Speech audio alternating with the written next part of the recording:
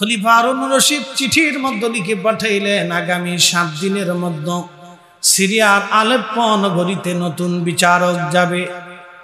খলিফার সিদ্ধান্ত মোতাবেক 7 দিনের ভিতরে নতুন বিচারক আসলো। ফজরের নামাজ পড়ে বিচারক বিচার করার জন্য বসে গেলেন। সকালবেলা মানুষেরা একজন বৃদ্ধা নারীকে ধরে নিয়ে আসছে। সকালবেলা মানুষের একজন বৃদ্ধা নারীকে ধরে নিয়ে আসছে। বৃদ্ধা নারীকে ধরে নিয়ে আসার পরে বিচারক জিজ্ঞেস করলেন, লোকেরা তোমরা কেন বৃদ্ধা নারীকে ধরে নিয়ে আসছো, কারণ কি? লোকেরা ডাক দিয়ে বলল, বিচারক সে আমাদের রুটির দোকানে রুটি চুরি করতে যায় হাতে নাতে ধরা পড়েছে, সেই জন্য তাকে ধরে নিয়ে আসছি। বিচারক জিজ্ঞেস করলেন, বুড়িমা বৃদ্ধ কালে তুমি কেন রুটির দোকানে রুটি চুরি করতে গেলা, কারণ কি? বুড়িমা ডাক দিয়ে বলতেছে, বিচারক আমি চুরি করতে গেছি। বুড়িমা বলতেছে, বিচারক আমার ঘরের মধ্যে 3টা এতিম বাচ্চা আছে, আমার নাতি সন্তান, তাদের মাও নাই বাবাও নাই, তারা এতিম হয়ে গেছে। আমি বৃদ্ধ মানুষ, তাদেরকে লালন পালন করি। আজকে 7 দিন হলো আমার ঘরের মধ্যে কোনো খাবার নাই। আমি বৃদ্ধ মানুষ, কোনো খাবার দিতে পারি নাই। ক্ষুধার্ত এতিম নাতি সন্তানদের ক্ষুধা নিবারণের জন্য আমি বৃদ্ধকালে রুটির দোকানে রুটি চুরি করতে গেছি।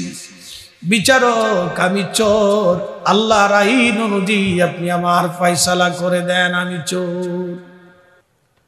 বিচারক বললেন, আগামীকাল রায় হবে। মনে আসেনি আপনাদের? আজকে একটু বিচার বুঝে যান। আমরা দেশেরও বিচার আর তৎকালীন দিনেরও বিচার। বিচারক বললেন, আগামীকাল আমি রায় দিব। ওই রায় বসে গেল। সকালবেলা যিনি নগর প্রধান আসলেন, পুলিশ প্রধান সহ সবাই আসলেন, এসে বসলেন।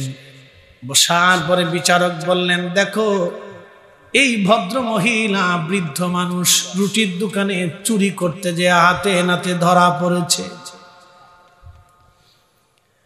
এই মহিলার শাস্তি হলো আল্লাহর আইনে হাত কেটে ফেলে দেওয়া।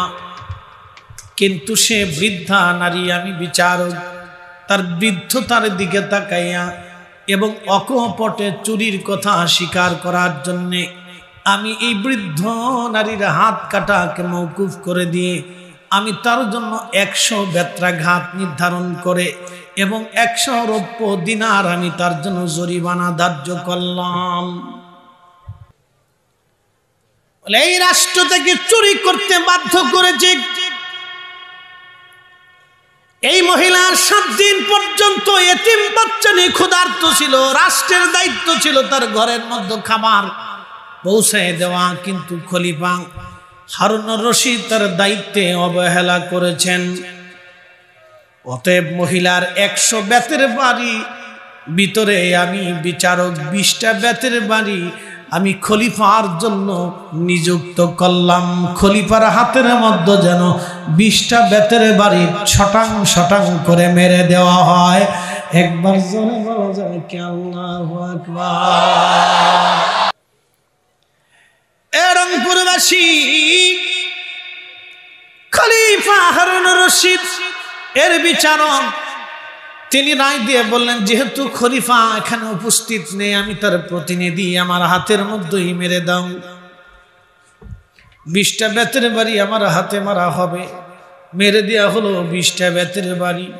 মারার পরে খলিফা বিচারক এবার বলতেছে, যেহেতু খলিফার পক্ষ থেকে এই শহরের নগর প্রধান যিনি, তিনি দায়িত্ব ছিল কে গরিব অভাবী মিসকিন আছে তার বাড়ি খোঁজ খবর নিয়ে তার ঘরের মধ্যে খাবার পৌঁছায় দেওয়া রাষ্ট্রের পক্ষ থেকে, সেহেতু নগর প্রধান তার দায়িত্বে অবহেলা করেছে। অতএব নগর প্রধানের হাতের মধ্যে 20টা বেতের বাড়ি সমানতালি যেন শটাং শটাং মেরে দেওয়া হয়। এ মুসলমান হাজিরিন, তার হাতের মধ্যে 20টা বেতের বাড়ি মারা হলো।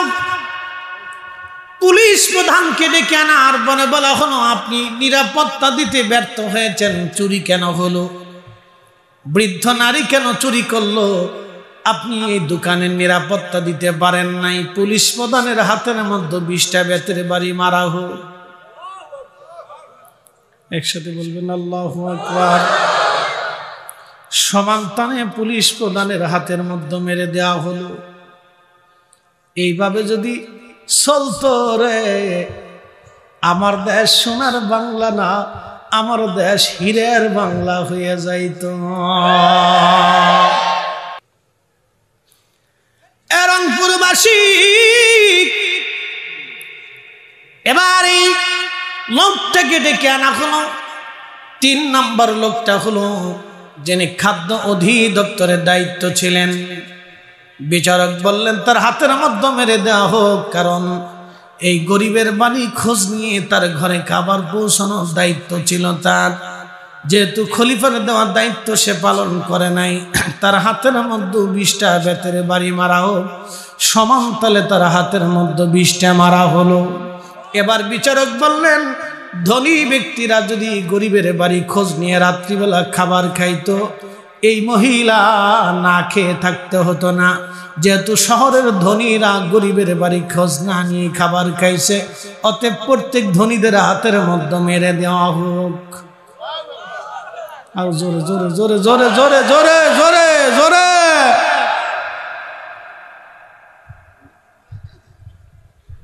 বিচার, এর নাম বিচার। কত চমৎকার রায়, একটু হিসাব করে দেখে। বিচারক রায় দেওয়ার পরে এবার বললেন 100 রৌপ্য দিনার আমি তার বিচার, তার জরিমানা ধার্য করেছি। যেহেতু সে গরিব মানুষ, 1টা রৌপ্য দিনারও সে দিতে পারবে না। আর এই রাষ্ট্র তারে চোর বানাইছে, সে ইচ্ছা করে চুরি করতে যায় নাই। তার ঘরে খাবার থাকলে সে চুরি করতে যাইতো না। অতএব আমি খলিফার পক্ষ থেকে 50 দিনার জমা করলাম। সবাই 50 দিনার করে জমা করা হোক। নগর প্রধান দিলেন, পুলিশ প্রধান দিলেন, খাদ্য অধিদপ্তর দিলেন।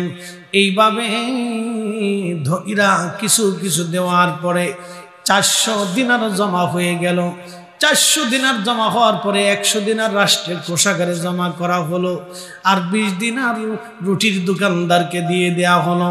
280 দিরহাম দিয়ে মহিলার হাতে দিয়ে বলল, বুড়িমা বাকি টাকাগুলি তুমি ব্যবহার করবা। আগামী 1 মাসের মধ্যে ইরাকের বাগদাদে খলিফা হারুন রশিদের রাজদরবারে যাবা। খলিফা সবার সামনে তোমার কাছে ক্ষমা চাইতে বাধ্য। কেন তোমাকে 7 দিন ক্ষুধার্ত রেখেছিল? একবার আওয়াজ তুলে বলা যাবে কে মারহাবা? বন্ধু খুব মনোযোগ দিবেন। এই কালিমার জন্য সর্বপ্রথম যে নারীকে ধরে নিয়ে যাওয়া হলো তার নাম হযরত সুমাইয়া। ও নারী সমাজ ভালো করে শুনে যাবেন। হযরত সুমাইয়া রাদিয়াল্লাহু আনহা ছিলেন কৃতদাসী, খুবই হত দরিদ্র, পীড়িত নিপীড়িত। সুমাইয়াকে ধরে নিয়ে যাওয়ার পরে হযরত সুমাইয়াকে যখন ধরে নিয়ে যাওয়া হলো, আবু জাহেল ডাক দিয়ে বলল, সুমাইয়া রে কালেমা ছাড়বি না জীবন দিবি? সুমাইয়া রাদিয়াল্লাহু আনহা বললেন, আবু জাহেল রে জীবন দিয়ে দিব, কিন্তু ঈমান দেব না। আবু জাহেল বলল, দাসীর এত বড় সাহস, কালেমা পড়ছে, ওর শাস্তিটা বড় কঠিন হবে। সেই জন্য সুমাইয়ার হাত পা গুলি বাঁধল। বেঁধে নিয়ে আবু জাহেল তার গুপ্তাঙ্গে নির্মম ভাবে বর্ষা দিয়ে খুচি খুচি খুচি খুচি নির্মম ভাবে হযরতে সুমাইয়া রাদিয়াল্লাহু আনহাকে শহীদ করল। কঠিন যন্ত্রণার চিৎকারে, সুমাইয়ার চিৎকারে আকাশ পাতাল গুলি ভারী হয়েছিল। একটা মানুষও সুমাইয়াকে বাঁচানোর জন্য সেদিন আসে নাই। সুমাইয়া বলতেছিলেন, মালিক শুধু তুমি আমাকে হেদায়েত দিয়েছো, ঈমান আমার থেকে বের করে নিও না আল্লাহ। আল্লাহ ওরা আমার ঈমান কেড়ে নিতে চায়। এই কঠিন মুহূর্তে তুমি আমার ধৈর্য দিয়ে দাও আল্লাহ। রব্বানা লা তুজিগ কুলুবানা বাদা ইয হাদাইতানা। আল্লাহ হেদায়েত দেওয়ার পরে আমারে গোমরা বানাই দিও না। সুমাইয়ার আর্ত চিৎকারে এক সময় চিৎকারগুলি নিস্তব্ধ হয়ে গেল। সুমাইয়া শহীদ হয়ে গেল। মায়েরা ভালো করে শুনবেন, এই কালেমার জন্য হযরত সুমাইয়া সর্বপ্রথম জীবন দিয়ে দিল। কিন্তু বাতিলের কাছে, মিথ্যার কাছে সুমাইয়া মাথা নত করে নাই। তার স্বামী হযরত ইয়াসার রাদিয়াল্লাহু আনহুকে ধরে নিয়ে আসা হলো। তার দুই পায়ের মধ্যে রশি বাঁধা হলো, দুইটা উটের গলার মধ্যে বেঁধে দিয়ে দুইটা উট দুই দিকে সরাইয়া দিল। হযরত ইয়াসারের দুই পায়ের মাঝখান থেকে সিঁড়িয়ে ফেরে হযরত ইয়াসার দুইটা খণ্ডে বিভক্ত হয়ে গেল। তারপরও হযরত ইয়াসার জীবন দিয়েছেন, ঈমান বিক্রি করেন নাই। স্বামী আর স্ত্রী দুইজন একই সঙ্গে শহীদ হয়ে গেলেন, মিথ্যার কাছে মাথা নত করে নাই। আল্লাহতে পরিপূর্ণ ঈমান কোথা সে মুসলমান, আল্লাহতে পরিপূর্ণ ঈমান কোথা সে মুসলমান। আশিকে রাসূল হযরত বেলালকে পিটি একদিন আর দুই দিন না।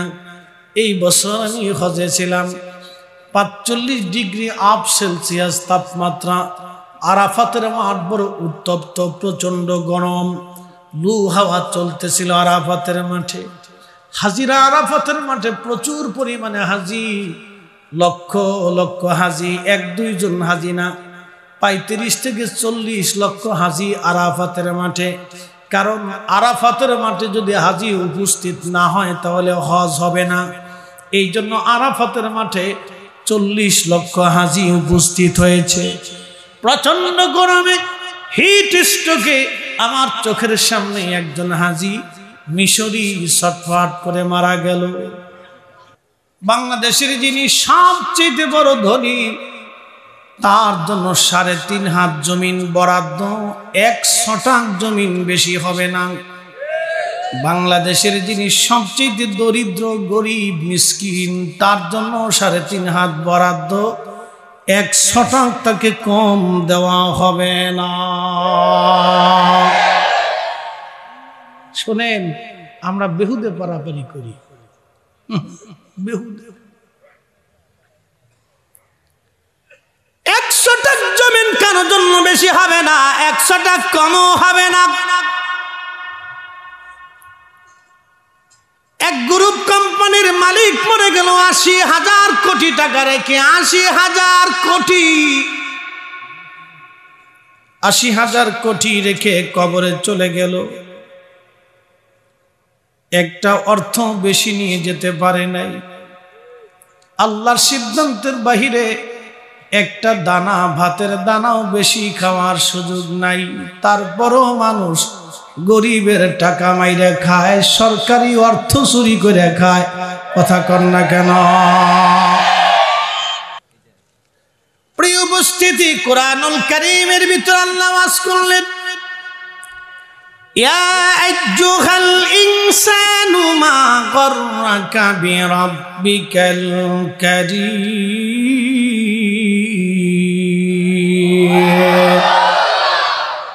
এ মানব জাতি, কিসে তোমাকে আল্লাহ থেকে জুদা করলো বলো? কে তোমাকে আল্লাহ থেকে জুদা করলো? কে তোমাকে আল্লাহ থেকে জুদা করলো বলো? কে তোমাকে আল্লাহ থেকে জুদা করলো বলো? আল্লাযী খালাকাকা ফাসাওয়াকা ফাআদালাক, যিনি তোমাকে সৃষ্টি করলেন, তিনি তোমাকে সুঠাম করলেন, তিনি তোমাকে সুবিন্যস্ত করলেন।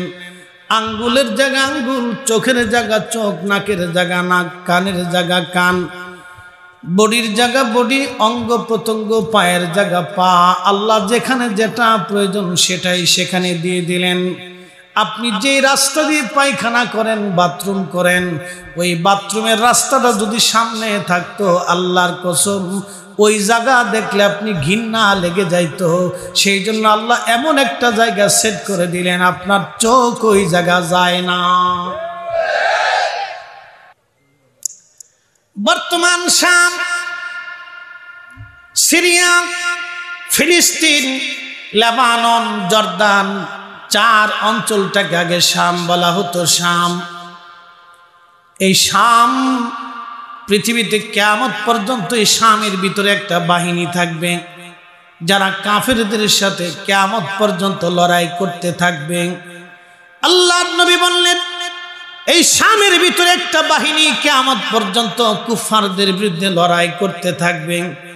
পৃথিবীর সমস্ত শক্তি মিলে চেষ্টা করলো, তাদেরকে সমূলে ধ্বংস করা কোনোদিন সম্ভব হবে না। আল্লাহ তাদেরকে বিজয় করে রাখবে। একসাথে বলা যাবে কি আল্লাহু আকবার। হযরত বেলাল হিজরত করে মদিনাতে চলে গেলেন, আজান প্রবর্তন হলো। নবী বললেন, বেলালকে আজান মুয়াজ্জিন বানাইয়া দাও। আজান দিতেন হযরত বেলাল। আহা, বেলালের আজান পৃথিবীর অন্য কারো আজান এক হবে না। আজ সেই কোরআন আছে আগের মতোই, আবু বকরের মতো পাঠক নেই।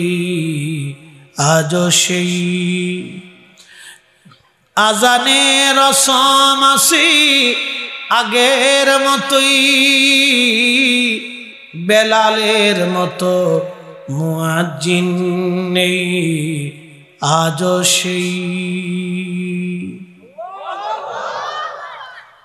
আজকে রাসূল বেলাল আজান দিতেন। যদি কোনোদিন মসজিদে নববীতে যান, সেই জায়গাটা এখনো আছে। রিয়াজুল জান্নার পিছনের অংশে একবার একটা ছোট্ট ছাদের মতো বানিয়ে রাখা হয়েছে। মসজিদে নববীর ভিতরে একটা ছোট্ট ছাদ। এই ছাদটি ছিল বনু নাজ্জার গোত্রের এক মহিলা সাহাবীর ছাদ। আবু দাউদ শরীফের 519 নম্বর হাদিস। ওই ছাদের উপরে দাঁড়াইয়া বেলাল আজান দিতেন। এখনো ওই ছাদটা আছে। নবীর মসজিদের মুয়াজ্জিনরা এখন ওই ছাদের উপরে আজান দেয়। হযরত বেলাল ওইখানে দাঁড়ায় আজান দিতেন। আজানটা দেওয়ার পরে মিম্বরে মেহরাবে এসে তিনি আবার ইকামত দিতেন। আল্লাহর নবী নামাজ পড়াইতেন। বারবার আজানে, বারবার নবী দর্শনে বেলালের কলিজাতে ইশকে রাসূল এত পরিমাণে আসলো। প্রিয় নবীর ইন্তেকালের সময় গনিয়ে গেল। আল্লাহর নবী দুনিয়া থেকে বিদায় নিয়ে চলে গেলেন।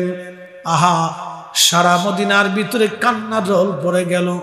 ছোট্ট ছোট্ট বাচ্চারা খাওয়া বন্ধ করলো, মহিলারা খাওয়া দাওয়া বন্ধ করে দিল, শিশু বাচ্চারা খাওয়া দাওয়া বন্ধ, যুবকরা খাবার বন্ধ।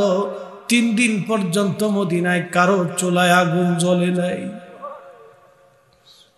রংপুরবাসী 3 দিন পর্যন্ত মদিনায় কারো চুলায় আগুন জ্বলে নাই রে।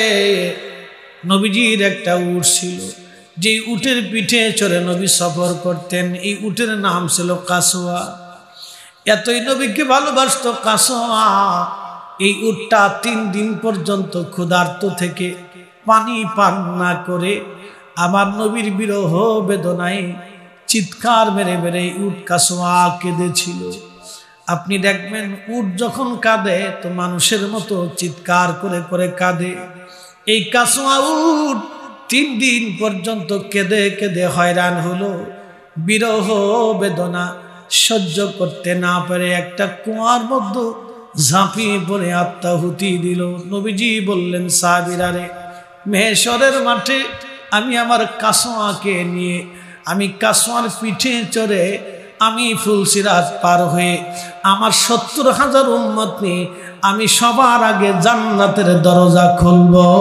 আমি সবার আগে জান্নাতে চলে যাব।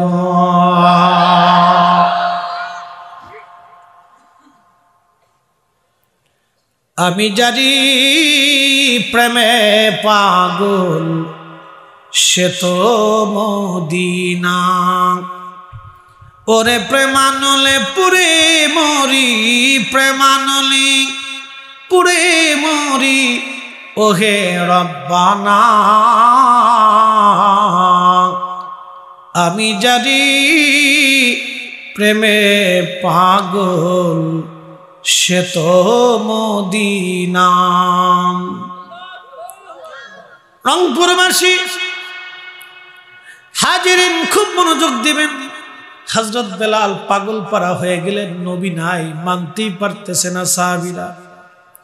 এত বেদনা লেগে গেল, সাহাবীদের খাওয়া দাওয়া বন্ধ হয়ে গেল। আহলে সুফর সাহাবীরা বড় কষ্টের মধ্যে দিন চলতে লাগলো। নবী নাই, সাহাবীরা নবীবিহীন কি করে বাঁচবে, পাগল পরা হয়ে গেল সাহাবীরা। বেলাল বললেন আর আমি আজান দেব না গো, আজান দিলে নবী নামাজে আসতো, আর আমি আজান দেব না, আমি আজান দিতে পারবো না, আমি আজান দিতে অক্ষম। নতুন মুয়াজ্জিন নিয়োগ হলো। আল্লামা ইমাম জাইলাই নাসবুর রায়ের মধ্যে তিনি লেখেন, বেলাল ছোট্ট গাঠুরি বেঁধে হযরত আবু বকরের কাছে আসছে, এসে বলল হুজুর বিদায় দেন, আমি আর মদিনায় থাকবো না, সিরিয়ার দামেস্কে চলে যাব। আবু বকর বললেন বেলাল তুমি আজানটা দাও, চাইছিলাম তুমি আমাদের সাথে মদিনাতে থাকবে। বেলাল বলল আবু বকর কঠিন কাফেরের অত্যাচারের সময় আপনি অনেক টাকা দিয়ে আমাকে কিনে আজাদ করেছিলেন, আপনার নিজের জন্য কিনেছেন না আল্লাহর জন্য। আবু বকর কেঁদে দিয়ে বললেন বেলাল রে, আমি তোকে আজাদ করে দিয়েছি আল্লাহকে খুশি করার জন্য। বেলাল ডাক দেখে আবু বকর তাহলে আপনি আমার উপর জোর করতে পারেন না, আমি আর আজান দিতে পারবো না। এই বিরহ বেদনা বেলালের আর সহ্য হলো না, চলে গেলেন সিরিয়ার মধ্যে। ইমাম তাকিউদ্দিন সুবকি আর শিফাউস সাকামের মধ্যে তিনি লিখতেছেন, আল্লাহর নবী একদিন রাত্রিবেলা স্বপ্নে হযরত বেলালের কুড়ে ঘরে তাশরিফ এনে ডাক দেয়া বললেন বেলাল, কিরে বেলাল আমার সঙ্গে কেমন জুলুম শুরু করছো, কতদিন হলো রে বেলাল তুমি আমার জিয়ারতে আসো না। বেলাল আয়, আমি নবীর জিয়ারতে আয় রে বেলাল আয়, আমি নবীর জিয়ারতে আয়। কতদিন হলো রে বেলাল তুই আমার জিয়ারতে আসো না, বেলাল আয় আমার সঙ্গে কেমন জুলুম শুরু করছো তুমি, তাড়াতাড়ি আমার জিয়ারতে আসো। আল্লাহর নবী বলেন উম্মত মান রানি ফিল মানামি ফাকাদ রাআল্লাহ, যে আমার স্বপ্ন দেখছে সে বাস্তবেই আমি নবী দেখছে। আমি নবী নিজে আসি ছবি আসি না, আমি নবী নিজে আসি ছবি আসি না। একবার জোরে বলা যাবে কি আল্লাহু আকবার। আমি রাসূল নিজে আসি। ফাকাদ রাআল হক, ফাকাদ রাআল হক, সত্যই দেখেছো আমি রাসূল নিজে আসি ছবি আসি। রাসূল এখনো স্বপ্নে আসে। যদি দেখতে চান তো বেশি বেশি দুরূদের আমল করবেন আর হালাল খাবার খাবেন। অধিক পরিমাণে দুরূদ পড়বেন। মৃত্যুর আগে একদিন আল্লাহর হাবিবের সাথে জিয়ারত হয়ে যাবে। আহা কত বুলন্দ নসিব হবে তার। আল্লাহ রাসূল বলেন উম্মত মান সাল্লা আলাইয়া ফি ইয়াউমিন আলফা মাররা, কেউ যদি প্রত্যেক দিন 1000 বার দুরূদ শরীফ আমার প্রতি পাঠায়, লাম ইয়ামুত হাত্তা ইয়ারা মাকআদাহু মিনাল জান্নাহ, দুনিয়ার জগৎ থেকে সে খোদার জান্নাত না দেখা পর্যন্ত তার মৃত্যু হবে না, হবে না, হবে না। একসাথে বলা যাবে না মারহাবা। দুরূদ পড়বেন, যেটা ভালো লাগে সেটাই পড়ে, যেটা সহজ মনে হবে সেটাই পড়ে। রংপুরবাসী স্বপ্নে নবীজি সিরিয়ার দামেস্কে যাইয়া বলতেছে বেলাল আমার সাথে কেন জুলুম শুরু করছো তুমি। ইমাম সুবকি লিখতেছেন হযরতে বেলাল সুদূর সিরিয়ার থেকে রওনা হলেন।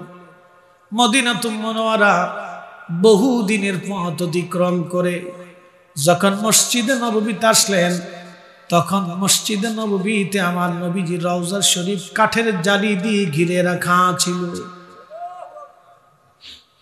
হযরত বেলাল রওজা শরীফের পাশে বসে বসে বসে বসে কাঁদতেছিলেন, আর ওই কাঠের জালির সঙ্গে মাথা মোবারক হেলান দিয়ে বসে কাঁদতেছে। হুজুর এই মিসকিনকে আসতে বলেছিলেন, গোলাম হাজির হয়ে গেছে। হুজুর স্বপ্নে আসতে বলেছিলেন, আপনার বেলাল হাজির হয়ে গেছে। আপনার বেলাল হাজির। ইয়া রাসূলুল্লাহ, স্বপ্নে আসতে বলেছিলেন, আমি আসছি। নবী গো, আপনার বেলাল আপনার কদম মোবারকে হাজির হয়ে গেছে। হাজিরিন, আশিক রাসূল হযরত বেলাল বসে বসে রওজা শরীফের সঙ্গে হেলান দিয়ে বসে বসে কাঁদতেছিল। নতুন মুয়াজ্জিন এসে আযান দেওয়ার জন্য এসে দেখে রে নবীজির মুয়াজ্জিন রওজা শরীফের সঙ্গে হেলান দিয়ে মাথা টুকরিয়ে বসে বসে কাঁদে। নতুন মুয়াজ্জিন বলল, শুনছো মদিনাবাসী, নবীর মুয়াজ্জিনে রাসূল হযরত বেলাল ফিরে আসছে। বেলালের মতো আশিক যদি আমরা হইতাম, এ দুনিয়ায় নবীর দেখা পাইতাম, এ দুনিয়ায় নবীর দেখা পাইতাম। সাহাবীরা এসে ভরে গেল। সমস্ত সাহাবীরা বলতেছে, মুয়াজ্জিনে রাসূল, ওগো নবীর মুয়াজ্জিন, কতদিন হলো তুমি মসজিদে আযান দাও না গো, যাও একটা বার আযান দাও, বহুদিন তোমার আযান শুনি না গো। নবীর মুয়াজ্জিন, একটা বার যাও, আজ তুমি আযান দাও। হযরত বেলাল বললেন, না, আমি পণ করেছি, আর আমি আযান দিতে পারবো না। তোমরা আমাকে অনুরোধ করো না গো, আমি আর আযান দেব না গো, আমি আর আযান দেব না। আযান দিলি নবী আসতো, নবী দেখতো বেলাল। আহা, ইশকে রাসূল এতই জটিল। আশিক রাসূল হযরতে বেলাল স্থির থাকতে পারেন নাই। সাহাবীরা কাঁদতে লাগলো, বেলাল রে, বহুদিন তুমি আযান দেও না। সাহাবীরা বলল, আমাদের কথায় বেলাল হয়তো আযান নাও দিতে পারে, যাইয়া দেখো ছোট্ট হাসান আর হুসাইন ঘরের মধ্যে আসেন। হযরত ইমাম হাসান হুসাইনকে ডেকে আনা হলো। যদি কোনোদিন মদিনাতে যান, বাবু সালাম বরাবর 7 নম্বর গেট দিয়ে যদি আগায় যান, একটা মসজিদ আপনি পাবেন। এই মসজিদ কোন মসজিদ না, মূলত এটা হযরত ফাতেমার বাড়ি। এটা বর্তমানে মসজিদ বানাইয়া স্মৃতি করে রাখা হয়েছে। এখানেই হযরত আলী ফাতেমার হাসান হুসাইনকে নিয়ে থাকতেন। হাসান হুসাইনকে দেখতে নবীজির মতো দেখা যাইতো। দেখবেন কোন কোন সন্তান বাবার চেহারা পায়, কোন কোন সন্তান নানার চেহারা পায়, কোন কোন সন্তান ফুফুর চেহারা পায়। ইমাম হাসান দেখতে নবীজির মতো দেখা যাইতো, ইমাম হুসাইন দেখতে নবীর মতো দেখা যাইতো। দুই ভাই আসছে দৌড়াইয়া, নবীর মুয়াজ্জিন আসছে। ইমাম সুবকি আর শিফাউস সাকানের মধ্যে লেখেন, নবীর মুয়াজ্জিন আসছে দেখার জন্য।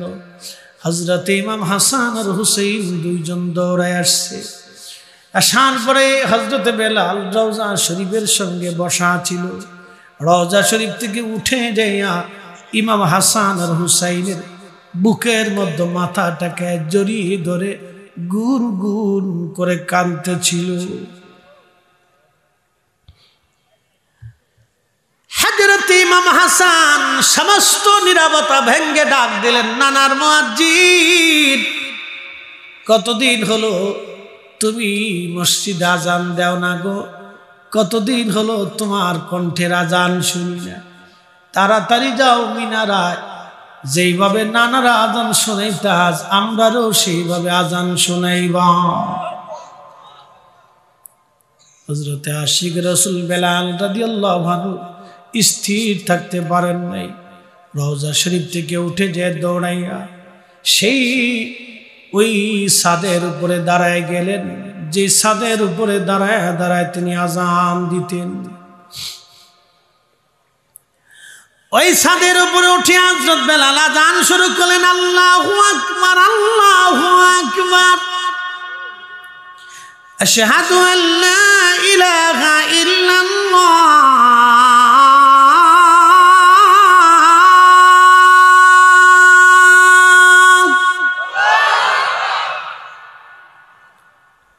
রাতের তাহাজ্জুদের সময় সারা মদিনাতে আজানের আওয়াজ ছড়িয়ে গেল, মদিনার ঘরে ঘরে ঘরে ঘরে আজান ছড়িয়ে গেল।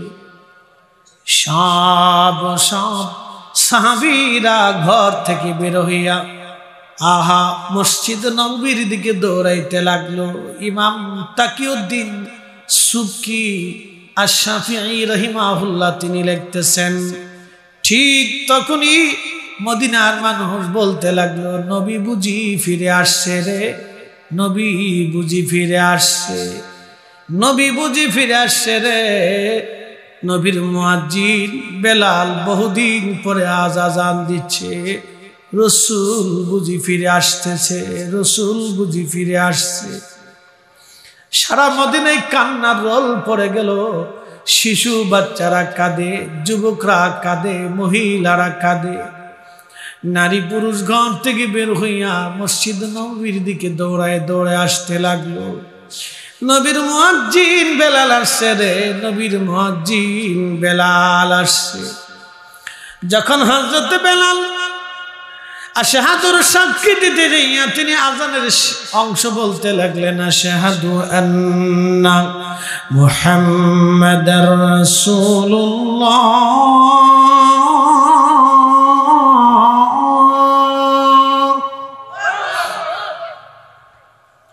আজানের আওয়াজ আশহাদু আন্না মুহাম্মাদার রাসূলুল্লাহ বলার সঙ্গে সঙ্গে পৃথিবীর মাটি, মদিনার মাটি থরথর করে কেঁপে উঠল। না না আরো জোরে বলেন আল্লাহু আকবার, না না আরো জোরে বলেন আল্লাহু আকবার। পৃথিবীতে কারো আজানে জমিন কাঁপে নাই, পৃথিবীতে কারো আজানে জমিন কাঁপবে না। ওই দিন হযরত বেলালের আজান, তো মদিনার মানুষের হালত কেমন হয়েছিল আমি জানি। প্রেমে পাগল সে তো মদিনা, প্রেমানলে পুরে মরি, প্রেমানলে পুরে মরি, ওহে রব্বানা।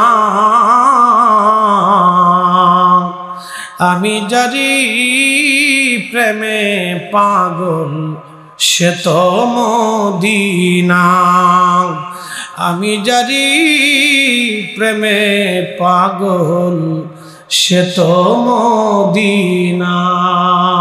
আল্লাহুম্মা সাল্লি আলা,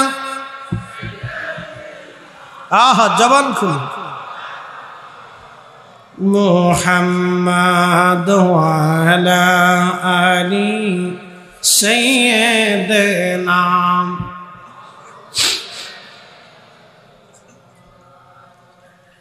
নবীর ইন্তেকালের পরে বেলাল দুইবার আজান দিয়েছিল। কয়বার? মাত্র দুইটা আজান বেলাল দিয়েছিল। একটা আজান ইমাম সুবকির কিতাব অনুযায়ী মদিনা মুনাওয়ারাতে যখন আশহাদু আন্না পড়লেন, বেলাল অজ্ঞান হয়ে গেলেন, বেহুশ হলেন, আর আজান দিতে পারেন নাই।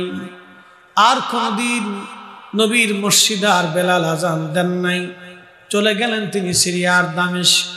হযরত ওমরের আমলে যখন মুসলমানরা বাইতুল আকসা বিজয় করল, ওই বিজয়ের সুসংবাদ শুনে সিরিয়ার দামেস্ক থেকে বেলাল বাইতুল আকসাতে ছুটে গেলেন।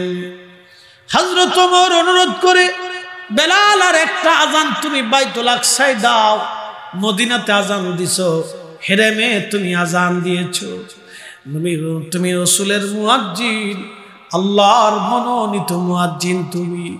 বেলাল আর একটা আজান তুমি বাইতুল আকসায় দাও।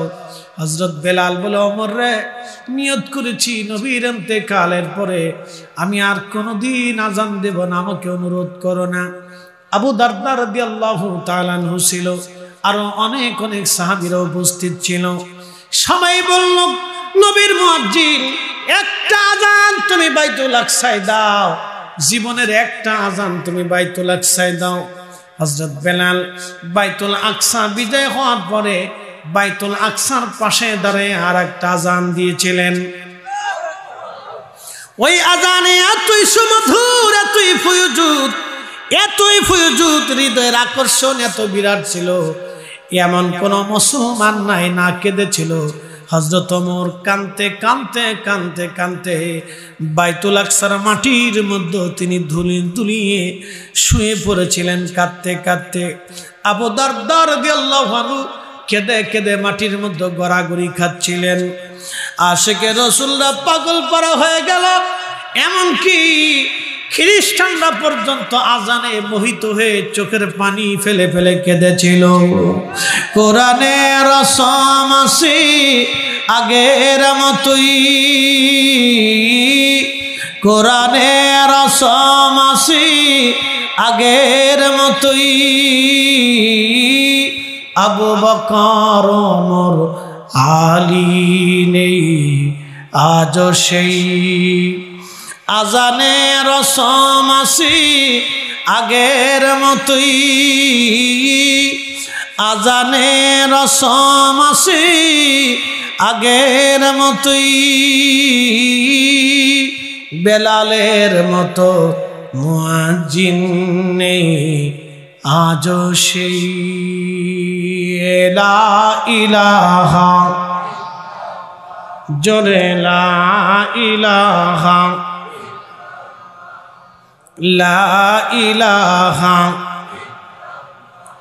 লা ইলাহা ইল্লাল্লাহু মুহাম্মাদুর রাসূলুল্লাহ সাল্লাল্লাহু আলাইহি ওয়াসাল্লাম। আমার দিকে তাকান, একটা লোক উঠবেন না, আমাকে আর 15টা মিনিট কি সময় দিতে পারবেন না ইনশাআল্লাহ? হ্যাঁ, 15টা মিনিট আমাকে সময় দেন, একসাথে বলিন আল্লাহু আকবার।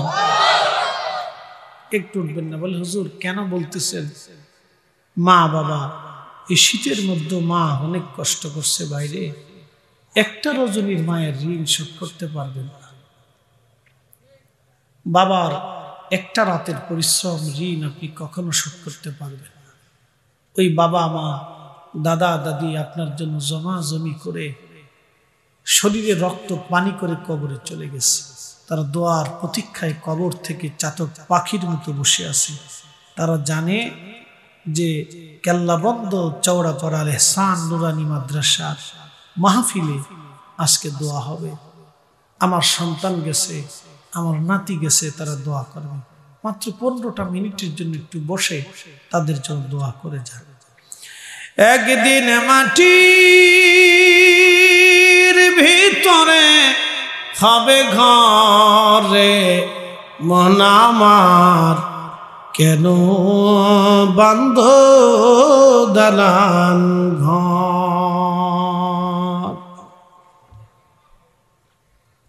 আহা, আমরা অবশ্যই মাটির নিচে চলে যাব, আল্লাহর দরবারে চলে যাব। প্রশ্ন করি, জবাব দিবেন। একটা আম গাছ থেকে 20-30 বছর ধরে আম দেয় কে? 2 কেজি ধান ছিটাইলে 25 মণ ধান জমিন থেকে দেয় কে? একটা মাছের ডিম থেকে হাজার হাজার মাছ দেয় কে? জমিনের ভিতর থেকে হাজার হাজার কোয়ালিটির উদ্ভিদ বলেন তো দেয় কে? একই জিহ্বা দিয়ে হাজার হাজার খাবার স্বাদ আস্বাদন করাইলেন আল্লাহ। ওই আল্লাহ রসুল বলতেছেন, আমার উম্মতেরা শোনো, 1 টাকা আল্লাহর পথে দান করলে আমার রব তাকে 70 গুণ পর্যন্ত বাড়ায় দেয়। যদি আল্লাহকে বিশ্বাস করেই থাকেন তাহলে 1টা টাকাও এই মাদ্রাসার মাহরুম হবে না, 1টা টাকাও নষ্ট হবে না, 1টা টাকাও বিফলে যাবে না। ছেলেরা কোরআন পড়বে, আপনি কবরে চলে যাবেন কিন্তু কোরআন কবরে যাবে না। এই কোরআনের নেকি কবরে চলতেই থাকবে, চলতেই থাকবে। আপনি হাসরের ময়দানে দাঁড়াবেন, সন্তান আপনাকে ভুলে যাবে, আত্মীয় স্বজন হয়তো ভুলে যাবে, এই কোরআন আপনাকে ভুলবে না। এই কোরআন সেই দিন আল্লাহর সঙ্গে মিষ্টি মিষ্টি কথা বলবে। কোরআনের খাতিরে আমার আল্লাহ আপনার আমার জীবনের গুনাহগুলি মাফ করে দেবে। একবার জোরে বলা যাবে কে মারহাবা। জিন্দেগি তোর যায় রে ফাঁকি দিয়া রে সোনার আদম, জিন্দেগি তোর যায় ফাঁকি দিয়া। ও আদম রে পাগ ধরিয়া গেছে দাড়ি, দন্ত মাসে গোটা চারি, সমন জারি গিয়াছে করিয়ারে সোনার আদম, জিন্দেগি তোর যায় ফাঁকি দিয়া। আল্লাহর কুদরত বুঝে তারপরে বাড়ি যাবে। যদি আল্লাহর কুদরত বুঝেন তো অটোমেটিক মাথা নত হয়ে যাবে। যে মুসলিম মৃত্যুতে বিশ্বাসী সে মানুষের হক নষ্ট করতে পারে না। এই শোনেন, আপনাদেরকে বলে দিয়ে যে যেই লোক হোটেলে ব্যবসা করতে যাইয়া তাজা মুরগির বদৌলতে মরা মুরগি চালায় দেয়, আছে না? কি মুরগি চালায়? মরা মুরগি। কিসের জন্য? বেশি লাভের জন্য। যেই লোক বেশি লাভের জন্য মরা মুরগি চালায় দেয়, আপনি বলেন মুসলমানের হিসাব পরে করেন, সে মানুষ হইছে? তো মানুষই না।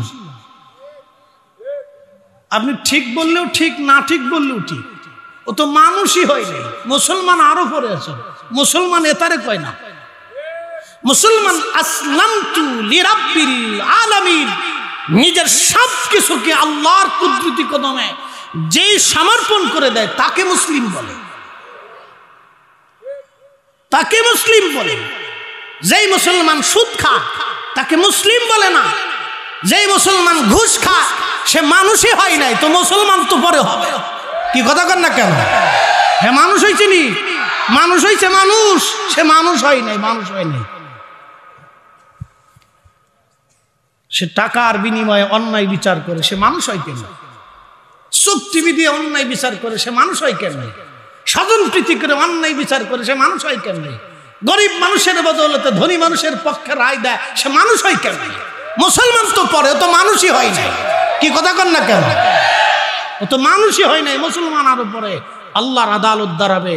আল্লাহর নবী বলেন প্রত্যেকটা প্রাণীকে সেই দিন হিসাব বুঝিয়ে দিতে হবে। দুনিয়াতে যারা অন্যায় বিচার করবে আল্লাহ তাদেরকে কিয়ামতের ময়দানে ফেরাউন আর হামান আর কারুন নমরুদের সাথে তাদের হাসর হবে। দুনিয়াতে যারা ন্যায় বিচার করবে আল্লাহ রাব্বুল আলামিন কিয়ামতের ময়দানে হযরত ওমরের সাথে তাদের হাসর নাসর হয়ে যাবে। একসাথে বলেন তো সুবহানাল্লাহ। আমাদের দেশে যারা বিচার করে এবার ওমরের সাথে হাসর হবে কার? হিসাব করেন যান, এবার হিসাব করেন, বাজ্যে হিসাব করেন, খাতা কলম নিয়ে বহেন। কেডায় হযরত ওমরের লগে হাসর হইব আর কেডায় ফেরাউনের লগে হইব। এদেশে বহু ভাই নিজের বোনের জমি বুঝাই দেয় না, বহু ভাই নিজের এতিম ভাতিজার জমি বুঝিয়ে দেয় না, আবার টুপি মাথায় দিয়ে মসজিদে যায়। লজ্জা করে না? তোমাকে নামাজ পড়তে বলছে কে? তুমি এখনো নিজের ভাইয়ের হক বুঝাই দিতে পারো নাই, নিজের বোনের হক বুঝাই দিতে পারো নাই, তুমি মসজিদে যায় সেজদা দিয়ে আল্লাহর সাথে বাহানা করো না কি?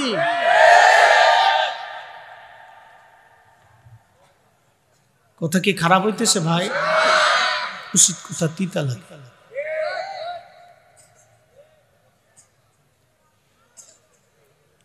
আপনি কাবাতে যায় দেখবেন কত সুদে হাজি আছে। সুদে হাজি বুঝেন নাই? সুদ খাওয়া হাজি। আবার কিছু আছে ঘুষি হাজি। ঘুষি হাজি বুঝছেন? সারা বছর ধরে ঘুষ খাইছে। ঘুষি হাজি বহুত পয়সা করে কামাইছেন, হজ করতে গেছে, শয়তান আসে তোমার চাইতে তো আমি বড় সিটার না, আমার চাইতে তুমি বড় সিটার। আপনি খুঁজে খুঁজে দেখেন মানুষ আছে কয়জন। আপনি তালাশ করে দেখেন মানুষ আছে কয়জন। প্রিয় উপস্থিতি, আল্লাহর দুনিয়ার থেকে সবাই একদিন মাটির নিচে চলে যাব। আচ্ছা বলেন তো প্রিয় উপস্থিতি, আমার রংপুরবাসী, এখানে 100 বছর বয়সী কেউ আছে? এখানে 100 বছর বয়সী কোনো বাবাজি আছে? নাই। 100 বছর বয়সী নাই, থাকলেও হয়তো লাখে একজন হতে পারে। এর অর্থ হলো এই 100 বছর আগে এই অঞ্চলে যারা ছিল তারা সব মাটির নিচে চলে গেছে। আহা, কি চরম সত্য। ঠিক ঘুরে 100 বছর পরে আমরা এখানে যারা আছি সব মাটির নিচে চলে যাব, কিন্তু আল্লাহর কোরআন 100 বছর পরেও থাকবে।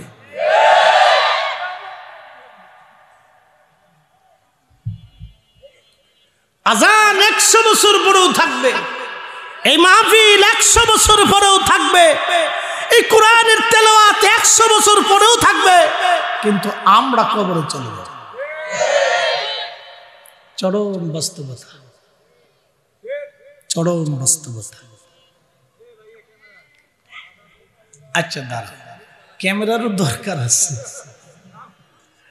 এরা যদি ক্যামেরা না দেয় তাহলে মানুষের হেদায়েত হইতো না। কিছু মানুষ হেদায়েত হয়। আমাকে এক ভদ্রলোক একদিন ফোন দিয়ে বলতেছে, হুজুর আমি বাংলাদেশের এক ছাত্র সংগঠনের কেন্দ্রীয় লিডার। হুজুর দেখলে শরীরে জ্বলতো, আজান শুনলে গার ভিতরে জ্বালা পোড়া হতো, কত নারীর দর্শন করেছি, জেনা করেছি, তার হিসাব নাই, এমন কোনো পাপ নাই জীবনে না করছি। হুজুর আপনার একটা ওয়াজ শুনি আমি তওবা করে ফেলছি। এরকম বহু আলেমের কথা শুনে মানুষ তওবা করে, আছে না ভাই? সব বক্তাদেরই কিছু না কিছু ভালো দিক আছে। দুই একটা কথা শুনে একজন মানুষের ভুল ভেঙে গেছে। একসাথে বলেন আমরা ফিরে যাব কার কাছে? না না, জোরে হয় না, একসাথে বলেন কার কাছে? তাতে কি কোনো সন্দেহ আছে? না না, কোনো সন্দেহ নাই, কোনো সন্দেহ। আল্লাহর কাছে ফিরে চলবেন, আল্লাহর কাছে ফিরে চলবেন।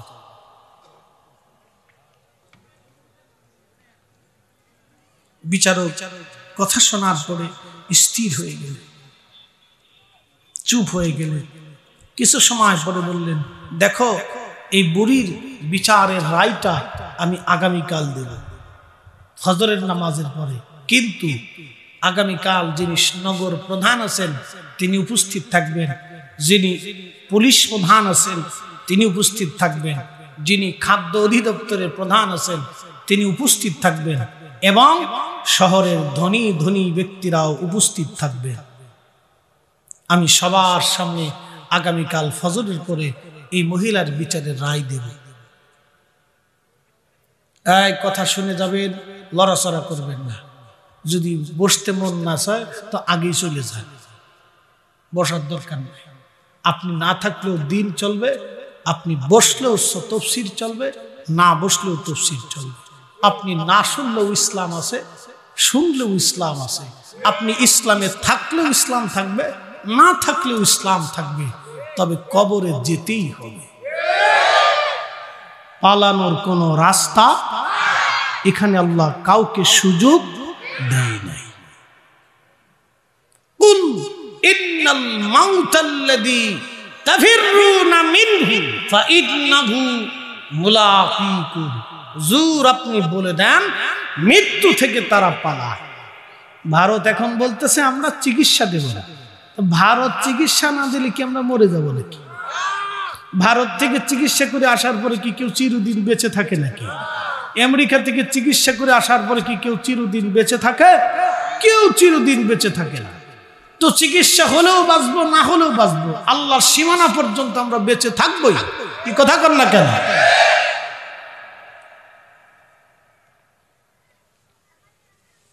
মনোযোগ দিয়ে। তো আল্লাহ বললেন, হাবিব উম্মতকে বলেন, মৃত্যু থেকে তারা পালাইতে চায়। নবী গো বলে দেন, মৃত্যু থেকে তারা পালাইতে পারবে না, এ মরণ তার সাথে মুলাকাত করবে। চির সত্য, এই মৃত্যু মুলাকাত করবে সবার সাথে। মানুষ মরে যাওয়ার 24 ঘন্টা পর থেকে পায়খানা রাস্তা দিয়ে পোকা আসে, পোকা। ইস, মানুষের কত অহংকার, আমি অনেক কিছু, আমি হেতা সেতা খেতা নেতা, এটা চিনস, মানে চিনস নি, মানে চিনস। ইস, ওনার চিনতে হবে, মরার পরে পায়খানার রাস্তা দিয়ে 24 ঘন্টায় পোকা আসে।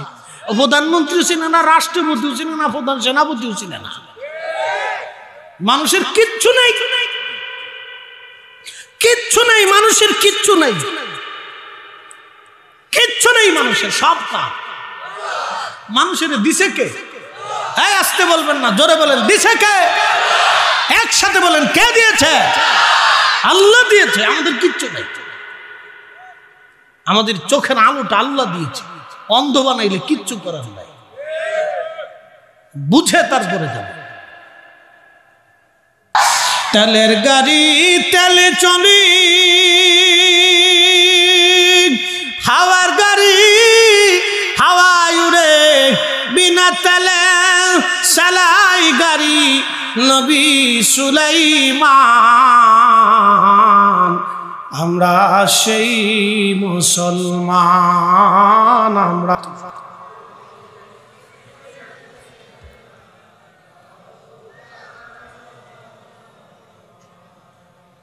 বাবাজি দুরুদ শরীফে এক দুরুদে 10 নেকি, 10টা গুনাহ মাফ হয়, 10টা আল্লাহর রহমত নাজিল হয়। এ শুনে যান, আপনাদেরকে বলি, মদিনাওয়ালার সাথে কথা বলতে কি মন চায় না? আল্লাহ রসুলের সাথে কথা বলতে মন চাই তো? আপনি দুরুদ যখন রসুলের, আল্লাহর দুরুদ যখন তেলাওয়াত করবেন, তখন এই দুরুদ আর এখানে থাকবে না, এটা সরাসরি সাথে সাথে প্রিয় নবী রওজা মোবারকে পৌঁছাই দেওয়া হয়।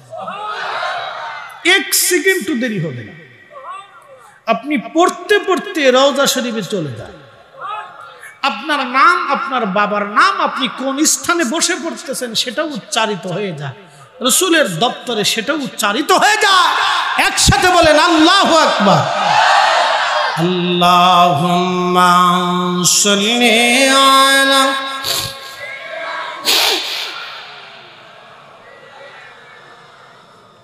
মুহাম্মাদ ওয়া আলা আলি সাইয়্যিদিনা।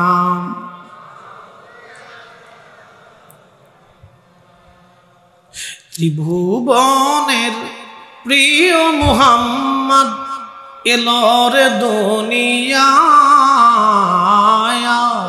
রে সাগর আকাশ বাতাস দেখবি যদি, আয় রে সাগর আকাশ বাতাস দেখবি যদি, আয়।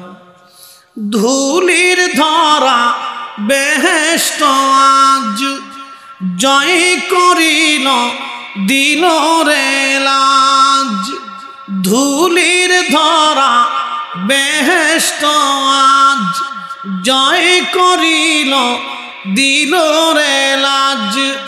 আজকে খুশির ঢল নেমেছে ধূসর সাহারায়, রে সাগর আকাশ বাতাস দেখবি যদি, আয় রে সাগর আকাশ বাতাস দেখবি যদি, আয়। ইন্নাল্লাহা ইয়া'মুরু বিল আদলি ওয়াল ইহসানি ওয়া ইতা'i যিল কুরবা।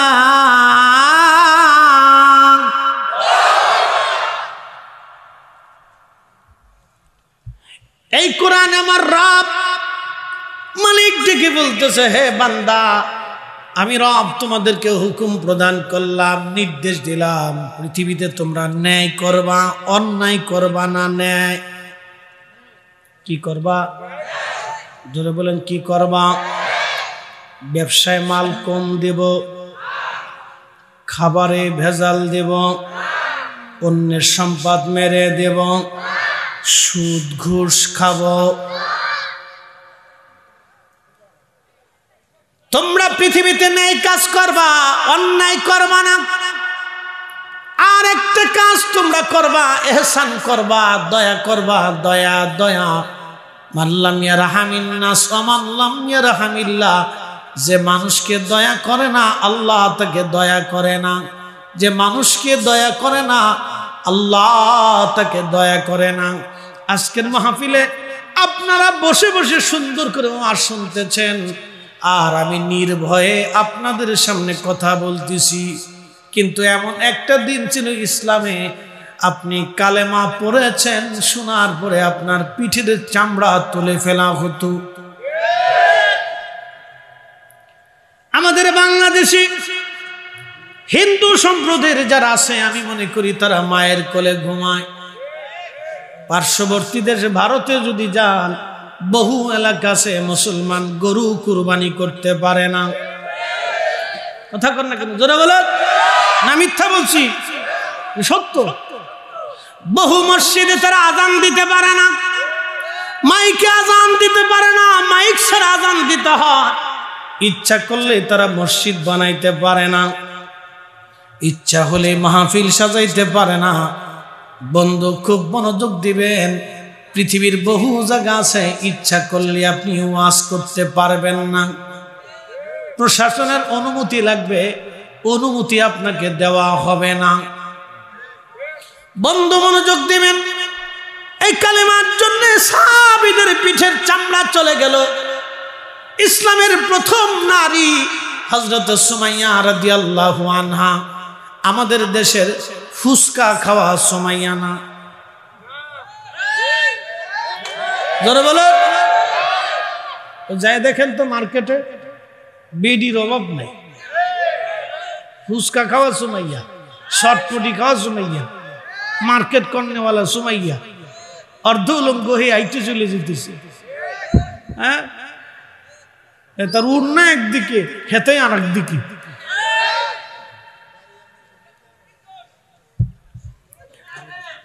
খুব মনোযোগ দিয়ে শুনিয়া যাবেন। কি কষ্ট হচ্ছে না আপনাদের? চলবে তাহলে চলবে, আরো 20 মিনিট চলুক ইনশাল্লাহ, নাকি? হ্যাঁ, সারা রাত্র বলেন, সারা রাত, সারা রাত বলেন ইনশাল্লাহ। ইনশাআল্লাহ সারা রাত থাকা হবে না, নেকি লেখা হয়ে গেছে। একসাথে বলবেন আল্লাহু আকবার। এটা আপনি নবীর উম্মত, আখিরি নবীর উম্মত, শ্রেষ্ঠ নবীর উম্মতের কারণে আল্লাহ আপনার আমল নামা নেকি লিখে দিয়েছে। শ্রেষ্ঠ নবী দিলাম রে তরিয়ে দিতে রোজাহাসরে, পথ না ভুলি তাই তো দিলে পাক কুরআনের বাণী। খুদা তোমার মেহেরবানি, সুন্দর ফল সুন্দর ফল, মিঠা নদীর পানি। খুদা তোমার মেহেরবানি, বলেন খুদা তোমার